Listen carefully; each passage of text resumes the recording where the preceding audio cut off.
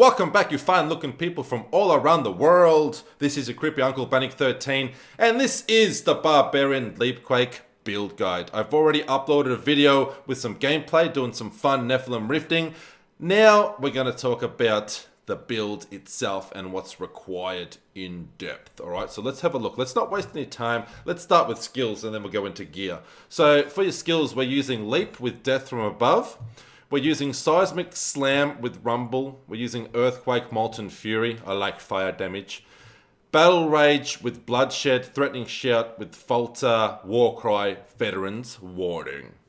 With passives, we're using Ruthless, Earth and Might, Rampage, and Brawler. So looking at the items here, you want to have 6 pieces of Mod of the Earth set. Now, what's happening this season is it's the season of grandeur, so that gives us 1 item less that we need equipped, and we still get the 6-piece bonus. So for 5 items, it pretty much counts as like having 6 pieces equipped. So what I've done is I've got the helm, the shoulders, the chest, the gloves, and the pants, and I've got LUT socks here in my boots slot.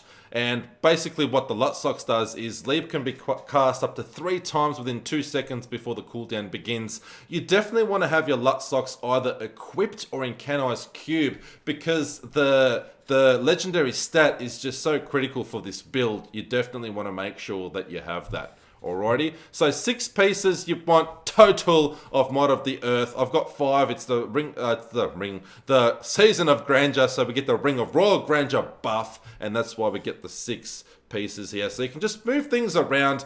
Worst case scenario, you can just take out the LUT socks if like the season ends and you're watching this video. It's okay, it doesn't have to be the Season of Grandeur. Take out the socks, put in the actual Mod of the Earth boots, and just have this equipped in Kanai's cube. It's that damn easy, baby. The other items we are using are a Hellfire Amulet with a good passive, like obviously Berserker Rage is a good passive. Make sure that you roll a passive that is actually useful to you and the build that you're running for your playstyle as well. Ancient Path and Defenders, a little bit of survivability there, definitely adds to our damage reduction, which is nice. The Girdle of Giants, Seismic Slam increases Earthquake damage by 233% for 3 seconds. This goes hand in hand with all those skills we're using, and Seismic Slam being the Fury Dump is just going to increase that Earthquake damage. It's just going to multiply big time. It's going to be awesome. Focus and Restraint for our rings, and super important, Blade of the Tribes. This thing is damn awesome. You have to have this equipped. Warcry and Threatening Shout causes an avalanche and earthquake. So 2 huge damage dealers for the Barbarian class, and Earthquake is our primary damage dealer for this build. Avalanche does a shitload of damage as well. So whenever we're casting Warcry and Threatening Shout, it just causes both of them simultaneously. Man, it's an awesome build, trust me. For the gems, we're using all of the diamond gems for every socket here, obviously for cooldown reduction in our helm here, and all of the others for resistance damage. Now, also want to mention that I'm not really geared up for cooldown reduction that much, but I did just add in some cooldown reduction to my gloves here. Just 1 item, just to give it a bit of an increase. Because as we're leaping here, you can see that it actually creates a cooldown for our leap. Seismic Slam actually reduces the cooldown and it depletes all of our fury. However, there's a couple seconds there where we can't actually leap straight away. Mine actually wasn't that long because I've got that extra cooldown reduction there on the gloves, and the shoulders just rolled with 5%. So what I'm saying is the more cooldown reduction you have, the better. You just want to definitely keep an eye on your leap. You don't want that cooldown to go for too long. Don't forget to use your Seismic Slam. That definitely dumps all your fury, and it also reduces the cooldown.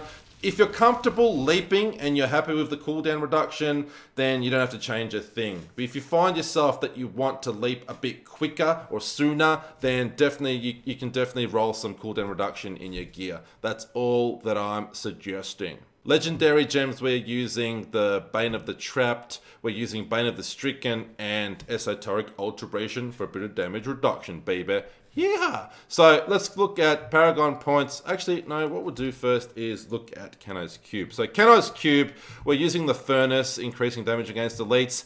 Because it's the season of grandeur, I'm using Mage Fist just to increase fire damage and do some extra fire damage when Earthquake hits, because we're using that Molten rune there. So Mage Fist is definitely a nice little extra addition there. But like I said, if it's not the season of grandeur, you're watching this video, you don't get the buff, you can definitely either have the Ring of Royal Grandeur equipped in Kanai's Cube there instead of Convention of Elements, which I have.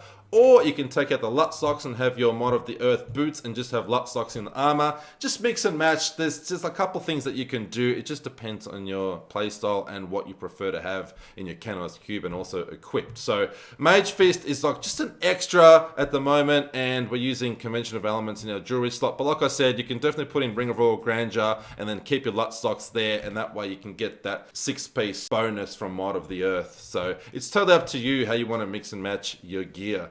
Paragon points we'll go through very, very quickly. So you want to make sure you cap your movement speed at 25% with your gear and your Paragon points. So I have no movement speed increases from my gear, so I've just put in 25% straight into the Paragon points here in my core, and then everything else into strength. With your offense, you want to go everything into cooldown reduction first, then split critical hit chance, critical hit damage together, and once you max them out, then you can go to attack speed. Your defense, you want to go resist all, armor, life regen in that order. With your utility, you want to go area damage, resource cost reduction, life per hit, and gold find in that order. That is it, baby. That is the build. I've already uploaded a gameplay video, and I'm going to link that at the end of this one. So if you want to check out some gameplay, you can definitely do that. I don't want to drain you all. I know you all have lives to live, so I don't want to keep you here too long. That is the build.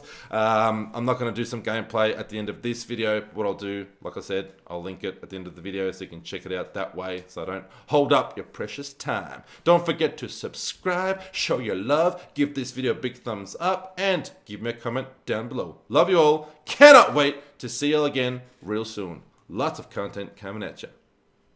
Ciao.